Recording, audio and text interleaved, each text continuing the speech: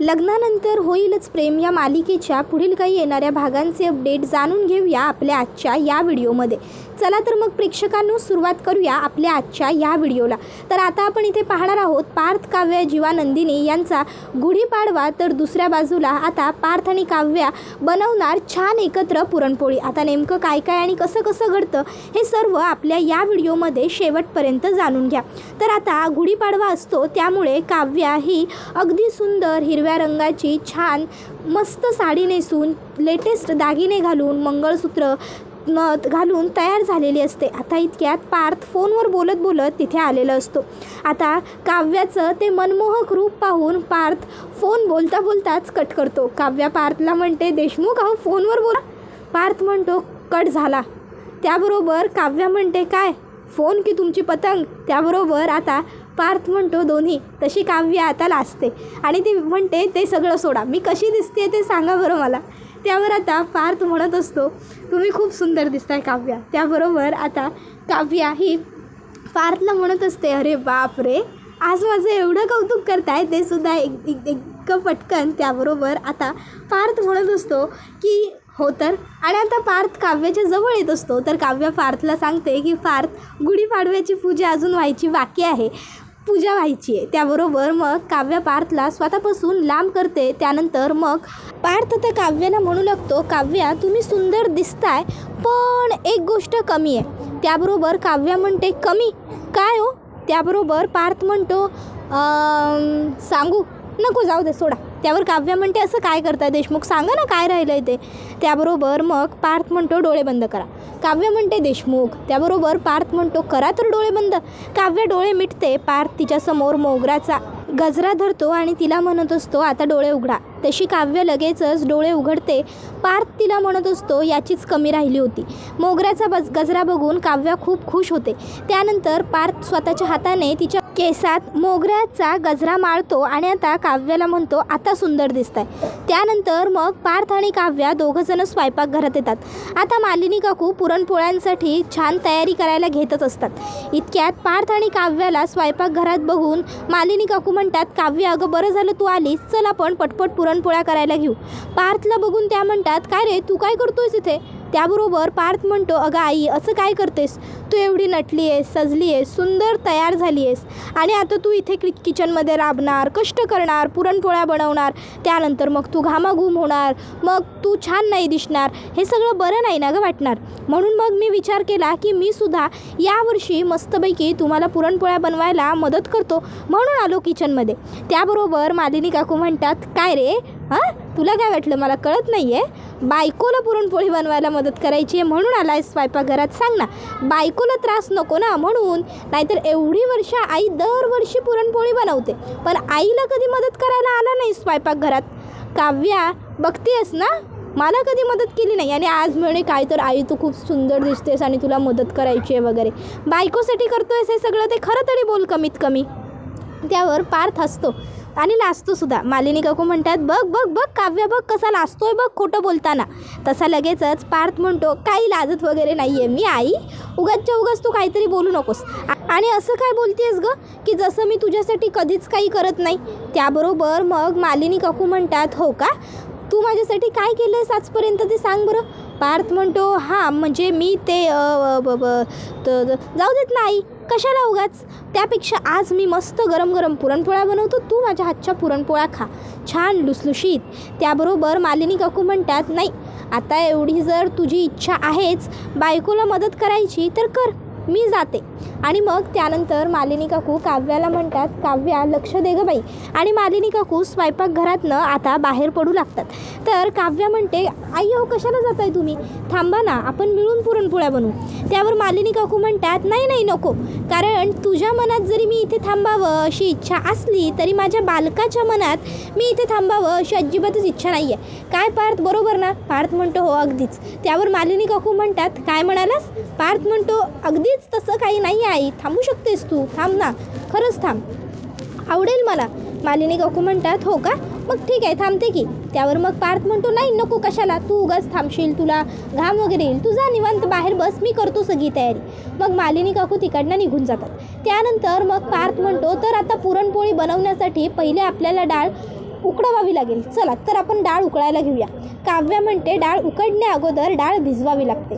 पार्थ म्हणतो अहो पण मग आता आपण डाळ भिजवलीच नव्हती की, आता एवढे शॉर्ट नोटीसवरती भिजवलेली डाळ आपल्याला कुठे मिळणार. काव्या म्हणते हा विचार आदल्या रात्री करावा लागतो, जो आईने आणि मी आधीच केला होता. त्यामुळे आम्ही डाळ भिजवून ठेवलेली आहे, तुम्ही ती डाळ आता वापरू शकता. मग आता लगेचच पार्थ ती डाळ घेतो. काव्या म्हणते धुवून वापरावी लागते डाळ. मग पार्थ लगेचच ती भिजवलेली डाळ धुवून घेतो आणि त्यानंतर मग आता तो डाळ शिजवण्यासाठी कुकरला लावतो. त्यानंतर मग आता इकडे लगेचच तो म्हणतो पुरणपोळीसाठी नेक्स्ट कट करावा लागतो गूळ. आता मी गूळ कापायला घेतो. काव्या पार्थला म्हणत असते की नाही नको, तुम्हाला नाही जमणार ते गूळ वगैरे कापायला, राहू द्या तुम्ही, मी कापते. त्यावर पार्थ काव्याला सांगतो की मला जमेल, मी करतो. काव्या म्हणते नाही जमणार, राहू द्या. पार्थ म्हणतो मी जमवेन, मला जमेल. त्यानंतर मग हट्टाने आता पार्थ गूळ कापायला घेतोच. आणि आता गूळ कापताना पार्थ पहिलं बोट कापून घेतो. आता रक्त यायला लागतं. त्याबरोबर काव्य लगेचच पार्थला म्हणते बघा म्हटलं होतं ना मी, नसता आगाऊपणा करायला जाऊ नका म्हणून, पण नाही माझं कसं ऐकाल ना, बघू. आणि मग काव्य आता म्हणते नाही जास्त नाही कापलेलं, द्या आता तो गूळ मी कापते उरलेला. आणि मग काव्य आता गूळ कापायला घेते. काव्य गूळ कापत असते, पार्थ गूळ खात असतो. काव्या म्हणते गूळ खाण्यापेक्षा जरा बघा ना ती डाळ शिजली का. मग आता पार्थ बघत असतो डाळ शिजली आहे का. आता पार्थला काही कळत नसतं. मग पार्थ म्हणतो म्हणजे शिजत येते. काव्य म्हणते कळतं आहे का, हां नाही ना, म्हणजे बघा याच्यावरून अंदाज बांधा की तुम्ही स्वयंपाकघरात किती पावलं ठेवता ते. आणि बिचाऱ्या काल त्या मुलीला ओरडत होतात कामावरनं. त्यावर पार्थ म्हणतो जाऊ देत ना, जाऊ देत, होतं असं कधीतरी. त्यावर मग आता बघता बघता त्या दोघांचं पुरण बनवून तर होत आलेलं असतं. काव्य आता मस्तपैकी गूळ वगैरे चिरून घेते. त्यानंतर उकडलेल्या डाळीमध्ये टाकून आता पार्थला सांगते आता हे मिक्स करा. मग पार्थ आता गॅसवरती तसंच ते छान मिक्स वगैरे करून घेतो. काव्याला म्हणतो पुरणपोळी बनवणं फार अवघड नाही हो. काव्य म्हणते मी तुमची मदत करते आहे ना, त्यामुळे ते अवघड जात नाही आहे. मग आता पार्थ आणि काव्या छान पुरणपोळी करत असतात. तर हे सगळं बघून आता रम्याला मात्र खूपच जास्त राग येत असतो. रम्याला जेलेसी होत असते. रम्याला असं वाटत असतं की आत्ताच्यात्ता जावं आणि काव्याला तिकडनं बाजूला खेचून हिसकवून काढावं. पण आता रम्या विचार करते नाही रम्या, तुला असं काहीही आताताईपणा करून करायचं नाही आहे. Control behave your self. काय करतेस तू हे, तुला चिडायचं नाही आहे, तुला शांत राहायचं आहे. रम्या शांत तू रूममध्ये चल बरं. आणि मग रम्या आता रूममध्ये येते. रूममध्ये येऊन ती रागाने खाटकन सोफ्यावरती बसते. त्याबरोबर वसवत त्या रम्याला विचारते काय गं रम्या, काय झालं आणि अशी रागावून का आलीस बरं, कोणी काही बोललं का तुला, पार्थ काही बोलला का, पुन्हा नंदिनी बोलली का काही. त्यावर मग रम्या म्हणते नाही गाई, मला कशाला कोणी काही बोलेल. मग वसवत त्या म्हणते मग सणासुदीच्या दिवशी काय झालं तुला खडकन तोंड पाडून बसायला बरं. तशी रम्या लगेचच म्हणू लागते दुसरं काय होणार आहे, स्वयंपाकघरात लव बर्ड्स स्वयंपाक करतायत. त्याबरोबर वसवत त्याला काहीच कळत नाही. वसवत त्या म्हणते काय. त्यावर रम्या म्हणते पार्थ आणि काव्या गं काय, तर म्हणे पार्थ काव्याला पुरणपोळी बनवायला मदत करतोय. त्या पुरणपोळ्यासुद्धा काव्याला एकटीने बनवता येत नाहीत का, त्यासाठी तिला माझ्या पार्थच्या मदतीची गरज पडते का आता. त्याबरोबर वसवत त्या म्हणते रम्या अगं शांत हो, काय चाललंय तुझं, कितीही तुझी चिडचिड, किती हा तुझा त्रागा, हे बघ शांत हो रम्या, शांत हो, चुकीची पावलं उचलू नकोस. तू चिडचिड करावीस, तुझा राग व्हावा आणि मग तुझं खरं रूप बाहेर पडावं, हीच तर पार्थची इच्छा आहे ना, पण तुला ती पूर्ण होऊ द्यायची नाही आहे, कळतंय का तुला बाळा. त्यामुळे प्लीज आता सध्या तू शांत राहा. त्यावेळी मग रम्या ही शांत होते आणि वसवत त्याला म्हणते आई आज पहिल्यांदा तू बरोबर बोलली आहेस. त्यानंतर मग दुसऱ्या बाजूला आता इकडे नंदिनी ही सुद्धा छान तयार वगैरे झालेली असते. तिने सुद्धा सुंदर गुलाबी रंगाची साडी घातलेली असते. आता इकडे जीवासुद्धा छान तयार वगैरे झालेला असतो. पण नंदिनी ही जरा नाराजच असते, कारण नंदिनीने कालचं जीवाचं मित्राबरोबरचं फोनवरचं बोलणं ऐकलेलं असतं आणि नंदिनीला वाटलेलं असतं की जीवा माझ्याबद्दल बोलतो आहे, पण खरं तर जीवा त्याच्याबद्दल बोलत नसतो, जीवा त्याच्या बॉडीबद्दल बोलत असतो. पण नंदिनीला ही गोष्ट कळलेलीच नसते. तर जीवाच्या मात्र ही गोष्ट लक्षात आलेली नसते. नंदिनी त्याच्याबरोबर थोडी तुटक वागत असते. आता नंतर मालिनी काकू स्वयंपाकघरात येतात आणि विचारतात काय झालं का पुरणपोळ्या. नाही म्हणजे स्वयंपाकघरात आलेत दोघं खरे, पण काय रे जमलं आहे का पुरणपोळी करायला तुला. त्याबरोबर लगेचच आता पार्थ म्हणतो जमलं आहे का म्हणजे शेवटी आहे कोण आम्ही, देशमुख, विक्रम देशमुखांचा मुलगा. त्याबरोबर मालिनी काकू म्हणतात म्हणूनच जरा काळजी वाटली ना स्वयंपाकाची मला. तुला माहिती आहे का, तू स्वयंपाकघरात आलास ना की मला स्वयंपाकघराचं टेन्शनच येतं बाबा, की स्वयंपाकघराची काय अवस्था होईल असं. त्याबरोबर लगेचच काव्य हसते. मग मालिनी काकू म्हणतात, बरं काय मग जमली आहे का पुरणपोळी? त्यावर पार्थ म्हणतो, हे बघ काय मस्त गरम गरम लुसलुशीत पुरणपोळ्या केल्यात त्या आम्ही. मालिनी काकू बघतात आणि म्हणतात, वा वा वा, खरंच खूप उत्तम पुरणपोळ्या केल्यात तुम्ही. ह्या पुरणपोळीतल्या गोडव्याप्रमाणेच तुमचं नातंसुद्धा असंच कायम गोड राहू दे आणि आयुष्यभर प्रत्येक सणाला प्रत्येक होळीला तुम्ही अगदी असेच आनंदाने उत्साहाने सणाची तयारी करा, पोळ्या बनवा आणि पोट भरून खा आणि आम्हालासुद्धा खाऊ घाला. काय त्याबरोबर मग लगेचच इकडे पार्थ म्हणतो, पुरणपोळी बनवणं काही फार अवघड नाही आहे. त्यावर लगेचच मालिनी काकू त्याला सांगतात, ए गधड्या, बायकोने मदत केली आहे ना म्हणून जमलं आहे, नाहीतर एव्हा ना स्वयंपाकघरात पार्थ आला होता की डायनोसॉर हे ओळखता आलं नसतं. इतकी वाईट अवस्था केली असतीस तू स्वयंपाकघराची. पार्थ म्हणतोय, आई उगाचच्या उगाच काहीही बोलू नकोस. त्यावर मालिनी काकू म्हणतात, सांगू तू काय काय उच्छाद मांडला आहेस तू स्वयंपाकघरात? त्यावर मग पार्थ म्हणतो, चला चला चला बाहेर जाऊया, पुरणपोळ्या गुढीला दाखवायच्या आहेत ना, गुढी उभारायची आहे अजून, चला चला चला. त्याबरोबर लगेचच आता मालिनी काकू म्हणतात, तेच सांगायला आले होते मी तुम्हाला दोघांना. बरं चला काव्या, अगं तुला काय टचअप वगैरे करून घ्यायचं असेल तर तू सुद्धा जा, पटकन करून ये जा. त्याबरोबर लगेचच आता काव्या ही म्हणू लागते, आई अहो पण गुढीची सगळी तयारी. त्याबरोबर मालिनी काकू म्हणतात, अगं काव्या विसरतेस की काय, मला 2 सुना आहेत. मग माझ्या एका सुनेने इथे नैवेद्याची तयारी केली आणि माझ्या दुसऱ्या सुनेने आणि मुलाने छान तिकडे गुढीची सगळी तयारी केली आहे, त्यामुळे टेन्शन घ्यायची काही गरजच नाही आहे आता तुला.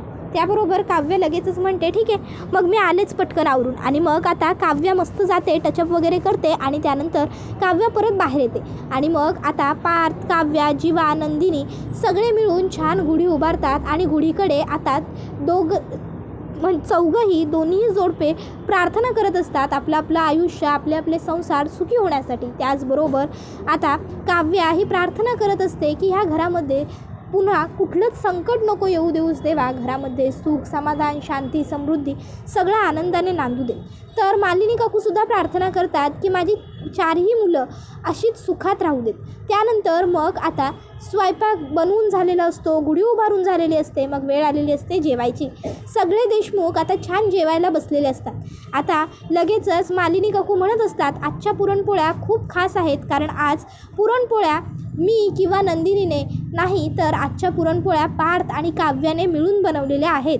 त्यामुळे आज सगळ्यांनी पुरणपोळीचा छान आस्वाद घ्या आणि दोघांना छान मस्त पुरणपोळ्या कशा झाल्यात ते सांगासुद्धा. काय त्याबरोबर लगेचच जीवा म्हणतो, काय बाप रे, दादाने पुरणपोळी केली आहे, एक मिनटं मी जरा माझा मोबाईल घेऊन आलो.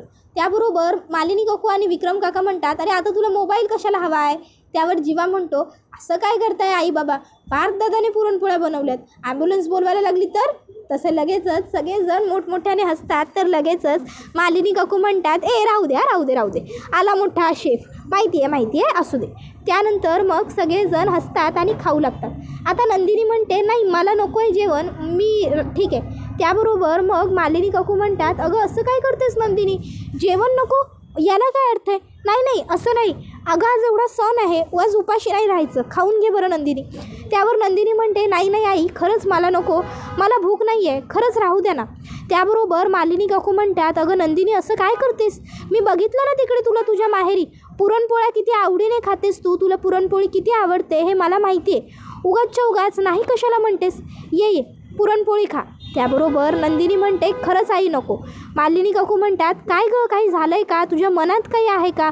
त्याबरोबर नंदिनी म्हणते, नाही हो आई, असं खरंच काहीही नाही आहे, आणि मनात काय असायचं, काही नाही, खरंच नको, पुरणपोळी नको मला, त्यात किती कॅलरीज असतात, फॅट असतं. त्याबरोबर मग आता पार्थ म्हणतो, नंदिनी अहो काय हो, तुम्ही केव्हापासून या सर्व गोष्टींची काळजी करायला लागलाय, नवऱ्यासारखंच काय तुम्हीसुद्धा हेल्थ कॉन्शियस वगैरे व्हायचं ठरवलं आहे की काय? नको ते बाबा फक्त त्या जीवालाच जमतं, आपल्याला काही ते परवडणार नाही काय? त्यावर मग नंदिनी म्हणते, असं कसं पार्थ, जमवायलाही लागेल आणि परवडायलाही हवं. पार्थ म्हणतो, म्हणजे? त्यावर नंदिनी म्हणते, असं काय करता, आता मी बारीक आहे म्हणून ठीक आहे, नाहीतर. त्याबरोबर रम्या म्हणू लागते, नंदिनी अगं काय झालं, तू का नको म्हणतेस खायला? अगं गुढीपाडव्याचा सण म्हणजे सगळ्यांनी एकत्र आनंद साजरा करण्याचा, नवीन उत्साहाने उभं राहण्याचा, नवीन वर्षाचा सण, आणि तू म्हणतेस तुला खायला नको, काय झालं आहे गं, काही झालं आहे का तुझ्यामध्ये आणि जीवामध्ये काही घडलं आहे का? हे बघ, जर काही असेल ना तर आम्हाला सगळ्यांना अगदी निसंकोचपणे तू सांगू शकतेस. तसंही आपण सगळे तर फॅमिली आहोत ना. काय झालं आहे, तुला जीवा काही बोलला आहे का? त्यावर नंदिनी म्हणते, नाही ते काही बोलले नाहीत, हाच तर प्रॉब्लेम आहे. त्याबरोबर लगेचच सगळे विचारतात म्हणजे मग नंदिनी सांगू लागते की मी एवढी जाड होत चालली आहे, पुढे जाऊन जर मी जीवाला सूट नाही झाले तर, आणि जीवानी मला सोडून दिलं तर. त्याबरोबर सगळे म्हणतात काय? त्यावर नंदिनी म्हणते, हो, माझ्याकडे सध्या एक अशी केस आली आहे. मालिनी काकू म्हणतात, केस? कसली केस? काय नंदिनी नेमकं तुला म्हणायचं आहे ते सांग बरं. मग नंदिनी सांगते, माझ्याकडे एक मुलगी आली आहे जी जाड झाली आहे म्हणून तिच्या नवऱ्याने तिला सोडून दिलं आहे, बारीक हो आणि मगच परत ये वगैरे असं सांगितलं आहे. त्याबरोबर हे ऐकल्यावर मग मालिनी काकू मोठमोठ्याने हसतात आणि म्हणत असतात, नंदिनी अगं कसलाही काय विचार करतेस तू? हे बघ, असं काहीही होणार नाही आहे आणि जीवा काय तुला सोडतोय, तो तुला कधी सोडणार वगैरे नाही आहे. तू उगाचच्या उगाच मनामध्ये भलते चलते विचार आणणं पहिलं बंद कर बरं. असं काहीही होणार नाही आहे. त्याबरोबर नंदिनीला मालिनी काकू म्हणतात, तू आहेस तशीच खूप गोड आहेस, तू अशीच राहा. त्याबरोबर लगेचच नंदिनी म्हणते, नाही आहे तरी पण. त्यावर मालिनी काकू म्हणतात, अगं मी सांगते ना, तुमचा जोडा अगदी लक्ष्मीनारायणासारखा आहे, तुला हे असं उपाशी वगैरे राहण्याची काही गरज नाही आहे. त्याबरोबर आता जीवासुद्धा नंदिनीला स्वतःच्या हाताने पुरणपोळी ताटामध्ये वाढून घेतो आणि म्हणत असतो, चकाचक बाई, अगं काहीही काय विचार करतेस तू? आणि हे बघ, तू जशी आहेस ना तशीच मला आवडतेस, तुला तुझ्यामध्ये काहीही बदल करण्याची गरज नाही आहे. आणि माझी बायको आहे, मला जर वाटलं की तिच्यात बदल करायची गरज आहे तर मी स्वतः तुझ्याशी येऊन बोलेन ना. मला काय गरज आहे गप्प बसण्याची? मी सांगेन की तुला, पण खरं बोलू का, मला वाटत नाही गरज तू बारीक वगैरे व्हावं असं. तू आहेस तशीच छान आहेस. आता नंदिनीने जीवाचं रात्री फोनवरचं बोलणं ऐकलेलं असतं, जे नंदिनीच्या मनात राहून गेलेलं असतं. ॲक्च्युली जीवा ते त्याच्या फिटनेसबद्दल बोलत असतो, पण नंदिनीला वाटत असतं की जीवा माझ्याबद्दल बोलतो. तर इकडे आता काव्या ही सुद्धा नंदिनीला म्हणते, नंदिनी ताई, माझी ताई बेस्ट आहे, ती जशी अशी ग्रेट आहे, उगाचच्या उगाच तू काहीतरी नको ते करायला जाऊ नकोस. तुला फिट वगैरे होण्याची, बारीक वगैरे होण्याची काहीही गरज नाही आहे. तू आहेस तशीच बेस्ट आहेस, त्यामुळे तू अशीच कायम राहा, हसत राहा, अशीच राहा, समजलं का? त्याबरोबर मग जीवा म्हणतो, नंदिनी यार आता बाद झालं ना, खा ना पुरणपोळी. आणि मग आता जीवा स्वतःच्या हाताने नंदिनीला पुरणपोळी भरवू लागतो. त्याबरोबर आता लगेचच रम्या म्हणते, चला अंत भला तो सब भला. त्याबरोबर सगळेच जण म्हणतात, हो हो अगदी बरोबर. मग रम्या म्हणू लागते, काय गं नंदिनी तू पण, तुला काय वाटलं आमचा जीवा तुला सोडून देईल की काय?